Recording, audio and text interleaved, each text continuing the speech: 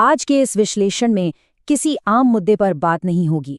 आज बात उस सच की होगी जो हम सबके अंदर कहीं न कहीं बहुत गहराई में छिपा है।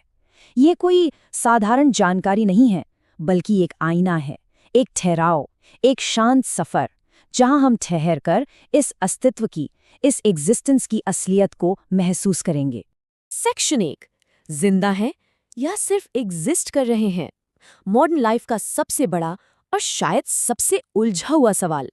जिंदा तो हैं, लेकिन क्या हम वाकई जी रहे हैं? इस खामोशी में इस सवाल को अपने अंदर थोड़ा गहराई तक उतरने देना जरूरी है। सांसें चल रही हैं, वक्त अपनी रफ्तार से गुजर रहा है, लेकिन अंदर क्या एक अजीब सा खालीपन महसूस होता है? एक ऐसी एम्प्टीनेस जिसे हम बस किसी न किसी शोर या भागदौड़ से भरने की लगातार कोशिश करते रहते हैं। ये वो सवाल है जिसे हम हर रोज अनसुना कर देते हैं, क्योंकि शायद इसका जवाब ढूंढना सबसे ज्यादा डरावना लगता है। सुबह अलार्म बजने पर उठना, पूरी थकान के साथ काम पे जाना, वापस आना और सो जाना, और अगले दिन फिर से वही साइकिल। ये लूप बस हमेशा चलता रहता है। इस लगातार चलने वाली, इस तयशुदा जिंदगी को अगर आज थोड़ा ठहर कर महसूस करें तो ये विचार आता है कि क्या हमारे अस्तित्व का, इस होने का, बस यही एक मकसद रह गया है? एक इन्फिनाइट, ना खत्म होने वाले लूप में चलते रहना, बिल्कुल एक बेजुबान मशीन की तरह।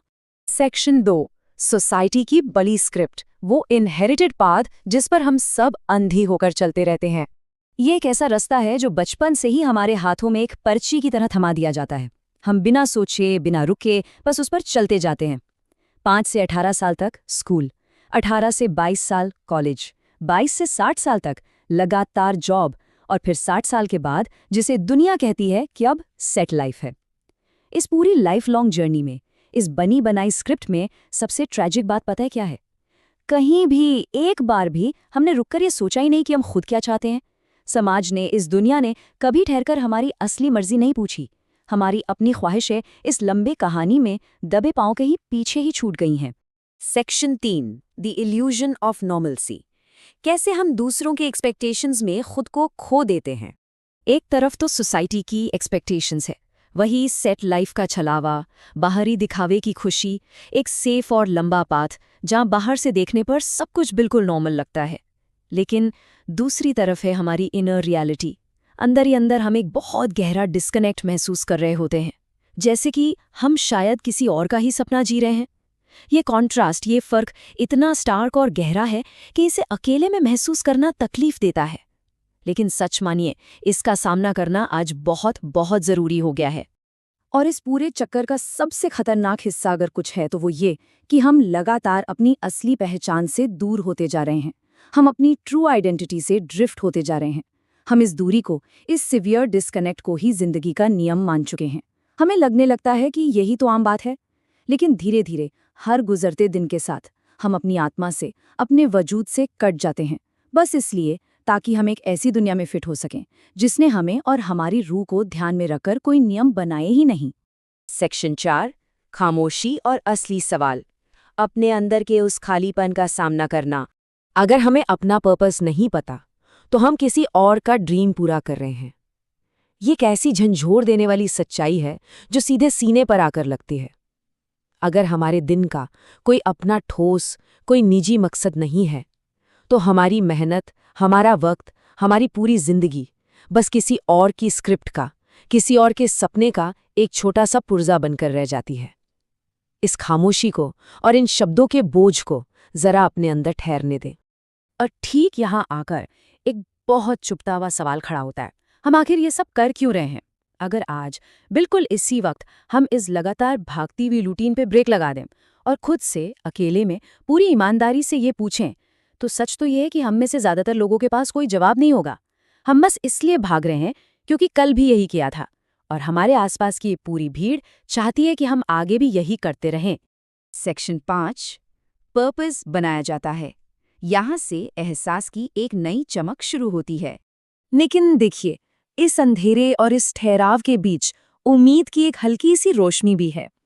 एक ऐसी बात जो बहुत गहराई से समझ आती है, वो ये कि पर्पस कभी मिलता नहीं है, बल्कि उसे खुद बनाया जाता है। एक सार्थक, मीनिंग वाली जिंदगी आसमान से गिरी हुई नहीं मिलती। हमारी जिंदगी का मकसद कोई ऐसी छिपी हुई चीज या कोई खजाना थोड़ी है जो किसी पेड़ के नीचे खोदते ही मिल जाएगा। ये वो आकार है, वो शेप है जो हम अपने ठोस फैसलों से खुद ढालते हैं। इसे हमें अपने ही हाथों से कंस्ट्रक्ट करना पड़ता है। और ये पर्पस आखिर बनता कैसे है?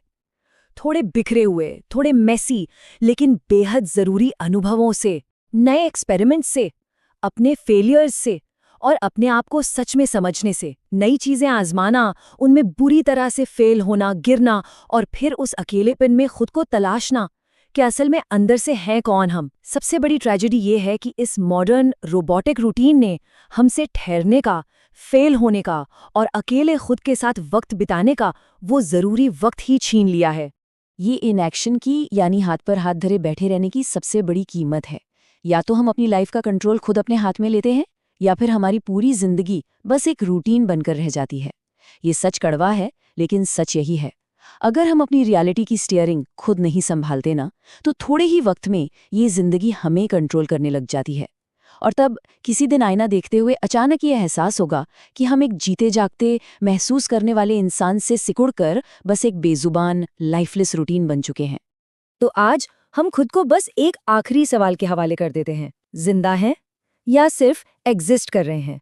अगर हम इस भीड़ भड़ से हटकर अपने रोज के रास्ते को थोड़ा ठहर कर देखें, अपनी इस दबी हुई कहानी, इस थोपी हुई स्क्रिप्ट पर ठीक से विचार करें, तो यकीन मानिए इसका जवाब दुनिया में कहीं बाहर नहीं मिलेगा। इस लंबी और गहरी खामोशी के साथ इस सफर को, इस विश्लेषण को आज यहीं ठहरने देते हैं, क्योंकि अब इस आखिरी सवाल का जवाब सिर्फ और सिर्फ हमारे अपने अंदर है।